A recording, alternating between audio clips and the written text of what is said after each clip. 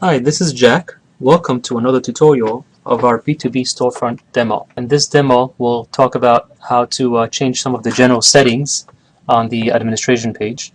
Let's go to our admin, and here you'll see on the dashboard we have a general settings icon. We'll click on that, and we'll be presented by a number of features.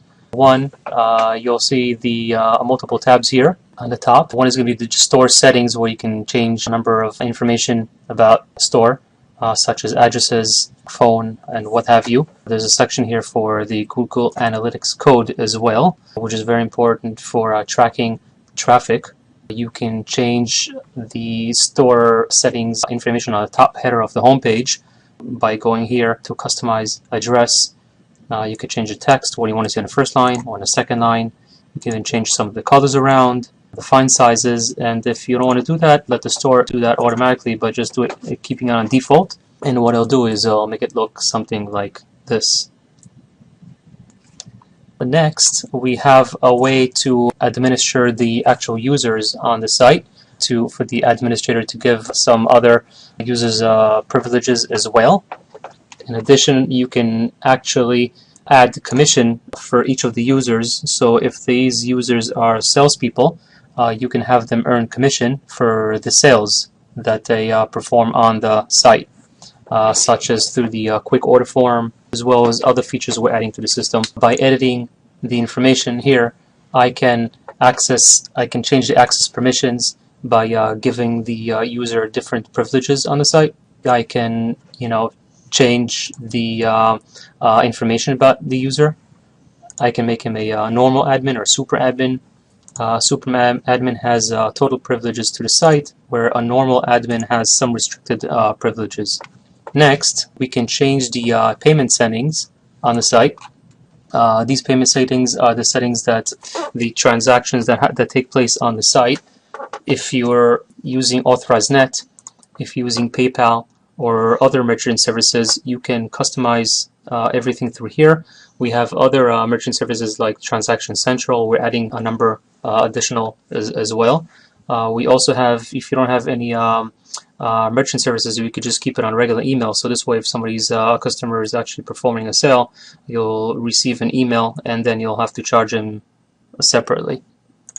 But for the example, for AuthorizeNet, all you have to do is just put the API login ID, the transaction key, and put test mode as no, and you're good to go. Additionally, we have the shipping settings here as well. The system supports UPS, USPS, and FedEx, where you can print out shipping labels, order some boxes, and the system will communicate directly to the shipping provider. You fill information about the shipping provider here. Some of the shipping providers will tell you that it'll take about 2 or 3 or 4 business days for them to process and give you access to their services through our application. But you could change defaults here as well. You can have, for example, UPS as the main shipping service. So this way, when the customers go and shop, they actually get presented by the drop down of the UPS initially.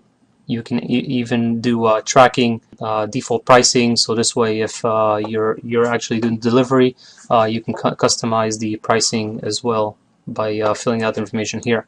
Next, we have the additional homepage settings, which is pretty powerful. You could change a slideshow here. For example, what we see here as the slideshow pictures that are changing on the home page, you can add additional ones or modify it here.